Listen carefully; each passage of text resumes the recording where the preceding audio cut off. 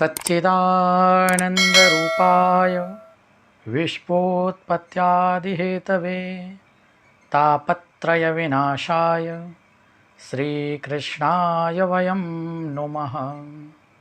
सभी भागवती गंगा परिवार के दर्शकों को जय श्री राधे। मित्रों, हम सभी ने श्रीमद् भागवत जी के प्रथम श्लोक की व्याख्या सुनी थी और हम नित्य प्रति साप्ताहिक भागवत कथा हम घर बैठे कैसे तैयार कर सकते हैं, इस विषय पर चर्चा करेंगे और नित्य प्रति भागवत जी के श्लोकों सहित साप्ताहिक भागवत कथा की तैयारी घर बैठे करेंगे।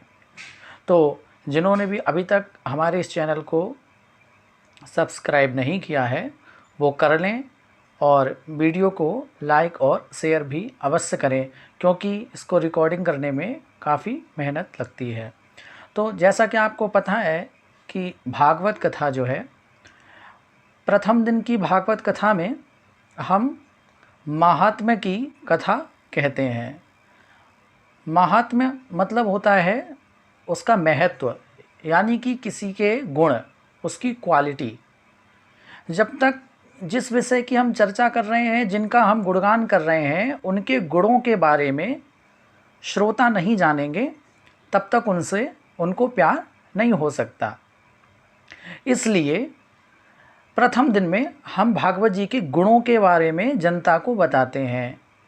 और गुण क्या है भागवत जी का, कि प्रथम दिन में हम लोग कथा के महात्म्य में धुंधकारी का चरित्र भक्तों को श्रवण पान कराते हैं। और जब श्रोता सुनते हैं कि धुंधकारी जैसा प्रेत भी भागवत कथा को सुन करके तर गया, तो फिर लोगों के मन में इसको सुनने की इच्छा जागृति होती है कि जब धुंधकारी तर गया, इतना पापी, तो हम भी इस कथा को सुनेंगे तो हमारा भी निश्चित कल्याण होगा। तो आइए अब हम लोग प्रथम दिन की कथा देखते हैं कितने दिन में पूर्ण होती है। हम लोग मुख्य श्लोकों पर चर्चा करते हुए नोट करते चलेंगे कि प्रथम दिन की कथा में क्या क्या बोलना है। तो सबसे पहले तो मैंने आपको बताया था मंगलाचरण, उसके बाद में आपको बताया था भागवत का महत्व और सच्चिदानंद की व्याख्या और भागवत का अर्थ। यहाँ तक वीडियो आपको प्राप्त हो चुके हैं, वो हमारे चैनल पर अपलोड हैं, उनको जाकर देख लें अगर नहीं देखें। आइए आज अगला श्लोक जो है भागवत जी का, जहाँ से हम कथा प्रारंभ करेंगे, तो नैमिषारण्य का क्षेत्र है, जहाँ शौनकादिक मुनि श्री भगवान सूत जी से कहते हैं, अज्ञान ध्वांत विध्वंस कोटि सूर्य समप्रभ सूतख्याहि कथासारं मम कर्णरसायनम। श्री शौनकादिक मुनि भगवान सूत जी से कहते हैं, हे गुरुदेव, अज्ञान ध्वांत विध्वंस कोटि सूर्य समप्रभ, हमारे और समस्त संसार के जो प्राणी हैं, जिनके हृदय में अंधकार बैठा हुआ है, उस अंधकार को मिटा करके करोड़ों सूर्यों के समान आप प्रकाश देने वाले हैं, अज्ञान को, तिमिर को हरने वाले हैं। ऐसे हे गुरुदेव, हम सभी भक्तों के जीवन से अज्ञान रूपी अंधकार दूर हो, ज्ञान रूपी प्रकाश आए। इसलिए करोड़ों सूर्यों के समान प्रकाशवान हे गुरुदेव, हमें कोई ऐसी कथा सुनाइए जो हमारे कर्णों को और संसार के समस्त प्राणियों के कर्णों को रस देने वाली हो, जिसको श्रवण करके मनुष्यों के जीवों के दुखों की निवृत्ति हो जाए। क्यों? क्योंकि संसार में हर एक प्राणी दुखी तो है और हर कोई चाहता है कि हमें कोई ना कोई उपाय प्राप्त हो, और ऐसा उपाय प्राप्त हो जिससे कि उसके जीवन में जो दुख है उनकी निवृत्ति हो जाए। शौनकादिक मुनि सूत जी से ये प्रश्न क्यों किए? इसीलिए तो किए क्योंकि उनको पता है कि संसार में जितने भी जीवात्माएं हैं, कहीं ना कहीं दुख को प्राप्त हो रही हैं, कष्ट को प्राप्त हो रही हैं। इसीलिए उन्होंने पूछा, हमारे कर्णों को जो रस देने वाली कथा है वो हमको कृपया करके सुनाइएगा। और जब ऐसी बात कही तो महाराज अग्रिम में श्री शौनकादिक मुनि कहने लगे श्रेयसां यद्भवे श्रेयं श्रेयसां यद्भवे श्रेयः पावनानां च पावनं कृष्णप्राप्तिकरं सस्वत साधनं तद वदाधुना। हमें कोई ऐसा मार्ग बताइए, श्रेष्ठ मार्ग बताइए जिस पर चल करके कृष्ण की प्राप्ति हो सके, गोविंद की प्राप्ति हो सके। वास्तविक में आप वहाँ एक उदाहरण दें इस जगह पर, बताएं लोगों को कि देखिए शौनकादिक मुनियों ने जो प्रश्न पूछा है, जो कर्णों को रस देने वाली कथा के बारे में पूछा है, वो हमारे लिए नहीं, संसार के समस्त प्राणियों के कल्याण के लिए पूछा है।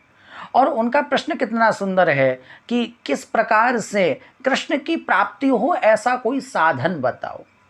किंतु क्या आप सभी जितने लोग यहाँ कथा सुन रहे हैं, उनमें कितने लोग ऐसे हैं जो जाकर के संत महात्माओं और कथाकारों के पास जाकर के यह प्रश्न पूछते हैं कि कैसे हमें कृष्ण प्राप्तिकरम सस्वत साधनम तद वदाधुना, कृष्ण की प्राप्ति का, कृष्ण की प्राप्त करने का साधन मार्ग बताइए। कितने लोग पूछते हैं? नहीं पूछते हैं ना।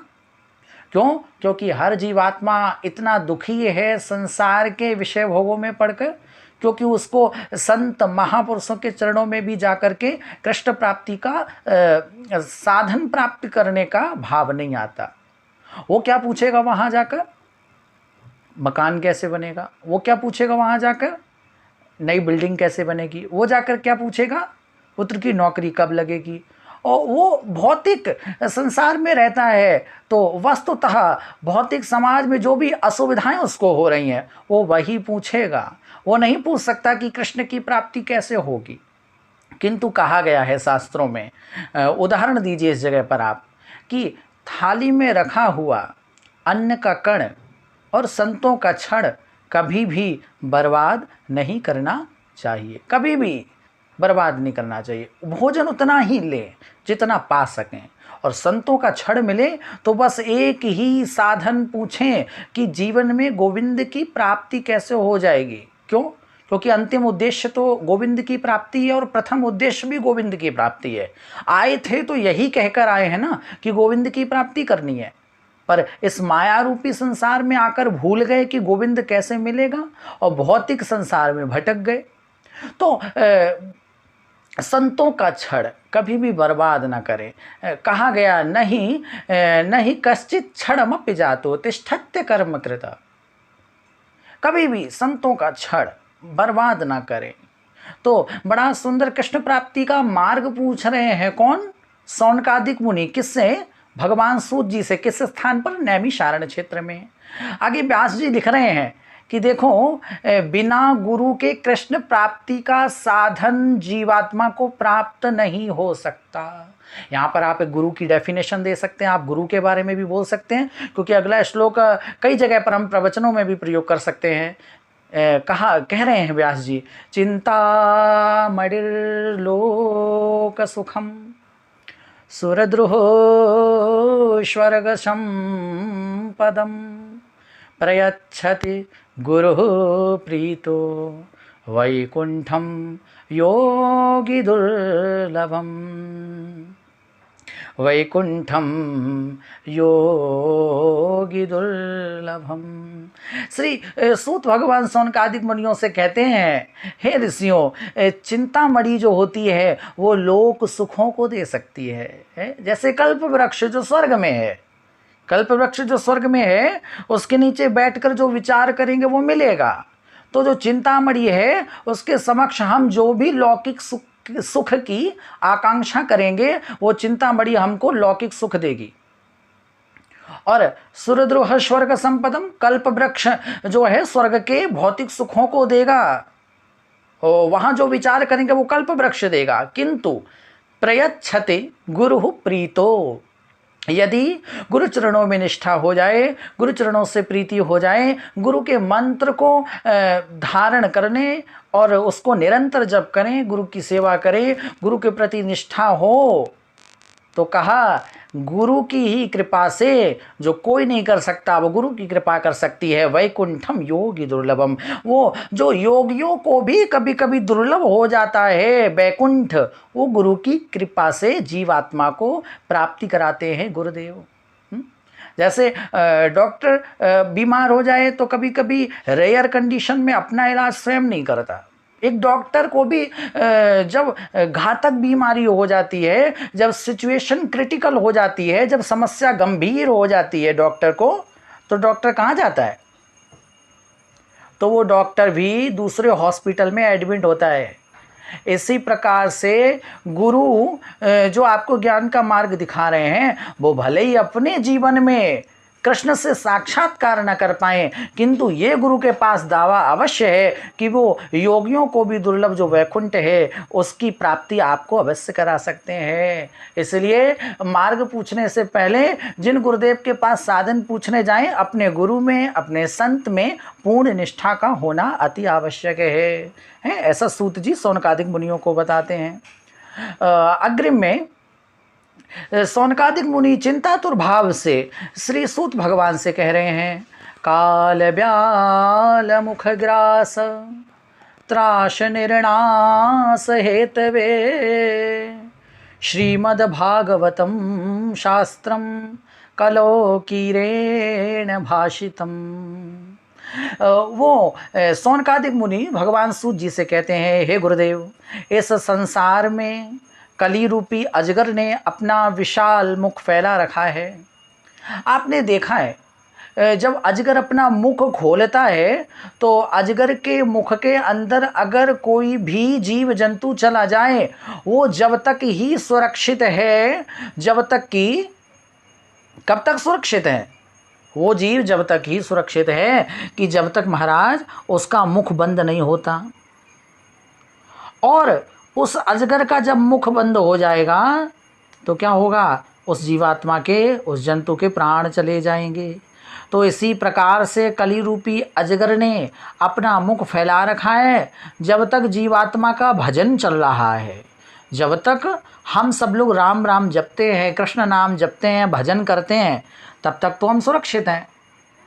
और अन्यथा में क्या? हमारे प्राण निकल जाएंगे, हमारे प्राण चले जाएंगे। तो काल रूपी अजगर ने मुख फैला रखा है, इसमें सुरक्षित कब तक है? तो कहा, माया दीपक नर पतंग भ्रम भ्रम वे पड़ंत, कहत कबीर गुरु ज्ञान से एक आद उबरंत। बहुत से लोग काल रूपी अजगर के मुख में जाते हैं, उनका प्राणांत हो जाता है, पर कुछ विरला होते हैं जो उससे बच जाते हैं। वो कैसे? जैसे सायकालीन को उदाहरण ये यहाँ पर देना है आपको। जैसे सायकालीन को प्रकाश के लिए अपने कक्ष में एक दीपक जलाएं और उसमें बहुत से भौरे आकर के चक्कर लगाएंगे। कुछ भौरे अग्नि के पास जाएंगे, उनको पता है कि अग्नि के ज़्यादा समीप जाएंगे तो पंखों में अग्नि लग जाएगी, मर जाएंगे, फिर भी जाते हैं और मर जाते हैं। किंतु कुछ समझदार होते हैं जो थोड़ा बहुत यत्न करके बच जाते हैं। तो इसी प्रकार कली रूपी अजगर ने मुख फैला रखा है, इसमें है तो प्रवेश सभी का, लेकिन कुछ लोग मूर्खता बस जानते हैं कि नाम नहीं लेंगे तो इसके मुख में जाकर के इसका ग्रास बनना है, लेकिन वो चले जाएंगे। लेकिन कुछ जानते हैं तो वो उपाय करेंगे, भजन करेंगे, जप करेंगे और उसके मुख में जाकर के भी बाहर निकल आएंगे भजन के प्रभाव से, तो उनका अंत नहीं होगा। इसीलिए चिंता है किनको? शौनकादिक मुनियों को है कि काल रूपी अजगर ने विशाल मुख फैला रखा है और इसमें लोग फंस गए हैं, और उनकी मुक्ति का साधन कोई आप बताइए, क्या करें जिससे कि उनकी मुक्ति हो, उन पर भगवान की कृपा हो। तो कहते हैं श्री महाराज सूत जी, हे ऋषियों, मैं तुम्हें वो कथा सुनाऊंगा जो कभी कभी देवताओं को भी प्राप्त नहीं होती। कभी कभी देवताओं को भी जो कथा प्राप्त नहीं होती, वो कथा मैं तुम्हें सुनाऊंगा, और जिसको सुनने से जीवात्मा के जीवन में जितने भी पाप हैं या जितने भी दुख हैं उनसे उनकी निवृत्ति हो जाएगी। तो अब अगले श्लोक में आप अग्रिम कथा को बढ़ाएं और वहाँ कहेंगे कि एक समय की बात है, श्री सूत जी कहते हैं शौनकादिक मुनियों से, एवं विनिमये जाते सुधा राज्ञा प्रपीयताम प्रपश्यामो वयं सर्वे श्रीमद्भागवतामृतम। और वो जो कभी कभी जो देवताओं को भी दुर्लभ है श्रीमद् भागवत कथा, वो कथा जो है जब श्री सुखदेव जी ने शुक्रताल की पावन माटी में किनको सुनाई, राजा परीक्षित को सुनाई, तो ऐसा समाचार देवताओं के राजा इंद्र को प्राप्त हो गया कि शुक्रताल की पावन माटी में भागवत की कथा श्री सुखदेव जी राजन परीक्षित को सुना रहे हैं। तो श्लोक संख्या कौन सी है? ये 15 है। तो 15 नंबर के श्लोक में अर्थ सहित आप बताएं कि एक समय की बात है जिस समय श्री सुखदेव जी ने शुक्रताल की पावन माटी पर राजन परीक्षित को कथा श्रवण कराई, तो देवताओं का राजा इंद्र है उसको पता लग गया और वो कथा का रसपान करने के लिए, विनिमय करने के लिए वहाँ उपस्थित हो गया। और क्या लाया? देवता जो हैं वो सभी इंद्र के साथ चल दिए। देवताओं का राजा इंद्र आगे आगे, उसके हाथ में अमृत का भरा हुआ कलश, और आकर कहने लगा एवं विनिमये जाते सुधा राज्ञा प्रपीयताम।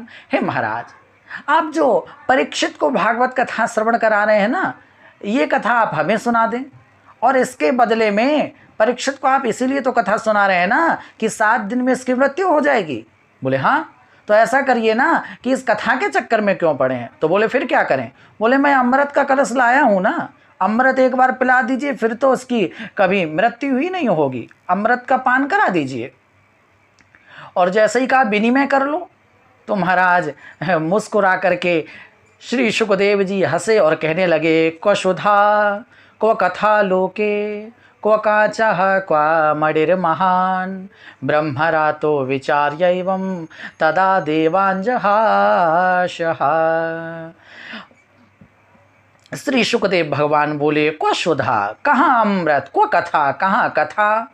जिस प्रकार से एक मणि और एक कांच का टुकड़ा देखने में एक जैसे हैं, लेकिन जौहर ही पहचान सकता है कि कांच के टुकड़े की क्या कीमत है और मणि की क्या कीमत है, दोनों में क्या अंतर है। इसी प्रकार सुखदेव भगवान कहते कहाँ ये तुम्हारा अमृत और कहाँ हमारी भागवत रूपी अमृतमयी कथा, दोनों में तो जमीन आसमान का अंतर है। कोई ब्रह्म ज्ञानी होगा जो विचारणीय विषय समझकर जान लेगा कि इस अमृत और कथा दोनों में जमीन आसमान का अंतर है। इसलिए सुखदेव जी कहते हैं भाई देवताओं, ये तो बात तुम्हारी स्वीकार नहीं होगी, हम ये विनिमय नहीं कर सकते। तुम्हारा अमृत पी करके यहाँ बताएं कि क्यों मना कर रहे हैं सुखदेव जी। सुखदेव जी कहते हैं अमृत पी करके भले ही एक बार किसी को मरना पड़े, किंतु मैं जानता हूं कि भागवत सुनने के बाद मृत्यु तो होती है, किंतु वो मृत्यु नहीं होती, वो मृत्यु उसकी वरदान हो जाती है। क्योंकि भागवत को सुनने के बाद में जीवात्मा की मृत्यु होती नहीं, उसका तरण होता है, उसको भगवत चरणों की प्राप्ति होती है, उसे भगवान का श्रीधाम मिलता है, उसको भगवान का श्रीधाम मिलता है। तो इसीलिए यहाँ पर देवताओं के राजा इंद्र और समस्त देवताओं को मना कर दिया। क्या कह दिया? बोले अभक्तास्तांश विज्ञाय न ददौ सा कथामृतम श्रीमद्भागवती वार्ता शुराणामपि दुर्लभा, शुराणामपि दुर्लभा। देवताओं के राजा इंद्र से सुखदेव जी मना करते हुए कहने लगे, बोले अभक्तांश विज्ञाय, बोले तुम अभक्त हो, कथा तो भक्त को सुनाई जाती है।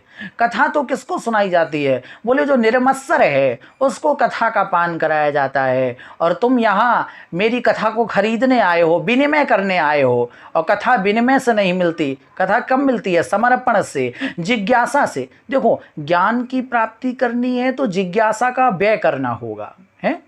ज्ञान सब चीज़ को खरीदने के लिए कुछ ना कुछ तो मूल्य चुकाना ही होता है भाई। जब भाव बिना बाजार में कोई वस्तु मिले ना मोल, और भाव बिना हरि मिले कैसे, वह तो बहुत अनमोल। जब संसार में कोई भी सामग्री खरीदने जाते हैं तो कुछ ना कुछ मूल्य चुकाते हैं, तो भगवान की कथा और भगवान की प्राप्ति के लिए भी तो मूल्य चुकाना पड़ेगा।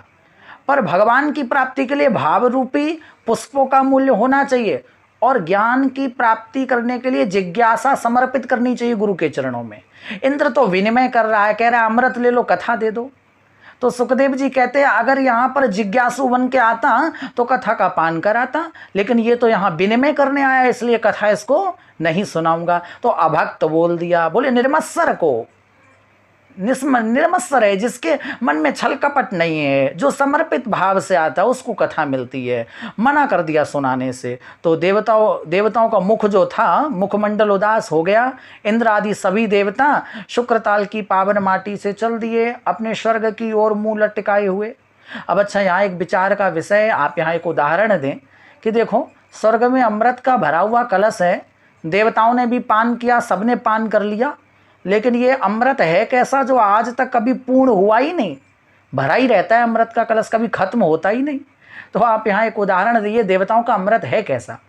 एक बार 3 गप्पी थे, है ना, 3 व्यक्ति जो बहुत हास रस से भरे हुए थे, जहाँ भी बैठ जाते थे चारों ओर लोगों के मुखमंडल पर हंसी आ जाती थी। ऐसे 3 व्यक्तियों ने एक बार कहा, तुमको पता है कि सबसे ज़्यादा घी किसके घर में खर्च होता है? तो तीनों लोग कहने लगे हमारे घर में, हमारे घर में, हमारे घर में। तो बोले ऐसे नहीं, अपना अपना बताओ भाई कि किन के घर में कितना घी खर्च होता है। तो पहला व्यक्ति बोला घी तो हमारे यहाँ बहुत खर्च होता है, लेकिन डिब्बा पूरा का पूरा भरा ही है वैसा ही। तो दोनों बोले क्या मतलब, घी तो बहुत खर्च होता है, डिब्बा भरा है मतलब। तो व्यक्ति कहने लगा देखो घी भी खर्च होता है, डिब्बा भरा रहता है, वो कैसे? सुनो, हमने घी 1 किलो एक डिब्बे में बंद करके रखा। अब जब रोटी खाने की बारी आती है तो हम क्या करते हैं कि पहले तो सबसे ऊपर वाली रोटी में थोड़ा सा घी लगाते हैं और लास्ट वाली रोटी में भी थोड़ा सा घी लगाते हैं, और उसके बाद में एक रोटी ऊपर और एक रोटी नीचे, बाकी बीच में बंद कर देते हैं। और बस भैया सब में महक आ जाती है, हो गया काम। और 1 महीने से भरा रखा हुआ है, घी खत्म नहीं हुआ। दूसरा बोला अरे तेरा कुछ नहीं, मेरा सुन। दूसरा वाला बोला कि सुन मैं क्या करता हूँ। बोले क्या? बोले मैं काम करता हूँ कि एक बड़ी सी पतली सुई लेके आता हूँ। अच्छा, फिर क्या करता है? बोले उस सुई को घी के डिब्बे में डुबोता हूँ। ठीक, फिर क्या करता है?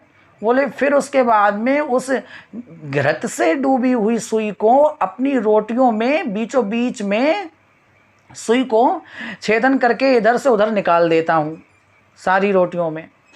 तो घृत की मात्रा पूरी वैसी ही रहती है और घृत समस्त जो है रोटियों में लग जाता है। अब तीसरा वाला जो था वो तो और ही उससे महान था। वो बोला तुम लोग कुछ नहीं करते हो, मैं देखो क्या करता हूँ। बोले क्या करते हो? बोले मैं सारी रोटियों को रख लेता हूँ और रखने के बाद में अपने घृत के डिब्बे को खोल लेता हूँ। उसमें से आती है बढ़िया बढ़िया महक, उसका ही बस स्वाद लेता रहता हूँ और उसके बाद में सारी रोटियों को यूँ समझ के खाता हूँ जैसे घी की चुपड़ी सारी रोटी हैं।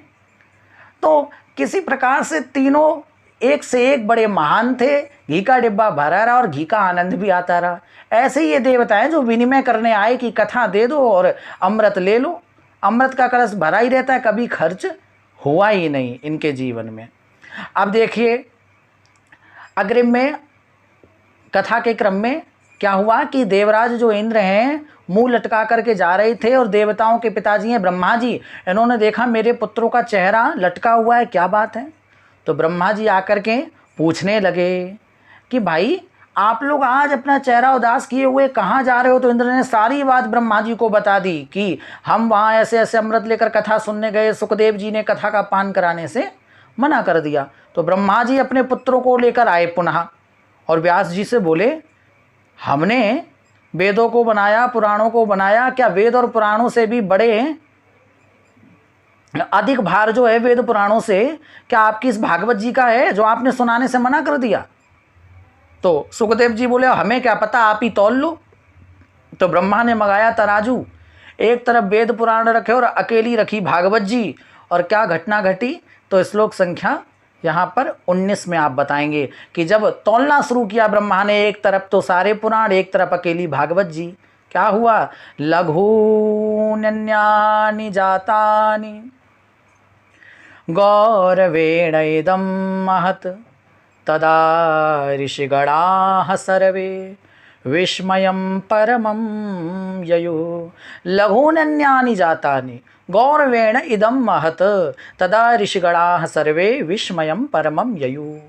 तो जो भागवत का पड़ला था उसमें चूंकि वजन ज़्यादा था और वजन ज़्यादा होने के कारण वो पड़ला जो था वो नीचे झुक गया और अन्य जो पड़ले थे वो ऊंचे उठ गए हैं। तो भाई जिसमें वजन होगा वही तो झुकेगा है। कहा गया है कि अकड़ना तो मुर्दे की पहचान होती है और झुकता वही है जिसके अंदर जान होती है। तो वेद और पुराणों से भी अधिक बलशाली भागवत जी क्यों हैं? आपको एक दिन बताया था पिछले वीडियो में कि अयम प्रत्यक्षः कृष्ण एव ही। भागवत जी कोई साधारण तो है नहीं, एक पुस्तक होती तो अकेली कमजोर पड़ती, ये तो साक्षात वांग्मय स्वरूप था भगवान का। तो मानो भागवत जी के रूप में स्वयं ठाकुर जी आकर बैठ गए, और जहाँ ठाकुर जी आकर स्वयं बैठ जाएं उसका पड़ला तो भारी हो ही जाएगा। तो भागवत जी झुक गई वजन के कारण, और वैसे ही ब्रह्मा जी ने भी भागवत जी को प्रणाम किया, समस्त देवताओं ने भागवत जी को प्रणाम किया और वहाँ से चले गए। और अग्रिम पंक्ति में सुखदेव जी ने परीक्षित जी को साप्ताहिक कथा सुनाई। तो आज हम इतने ही श्लोकों को रखते हैं और आशा है कि आप इस वीडियो को अच्छे से श्रवण करेंगे, नोट करेंगे, और आपको अगर कुछ और विचार लगता है कि क्या सुधार किया जाए, क्या अच्छा किया जाए, तो आप कमेंट बॉक्स में ज़रूर बताएं। वीडियो को लाइक और शेयर अवश्य करें। जय श्री राधे, जय श्री श्याम।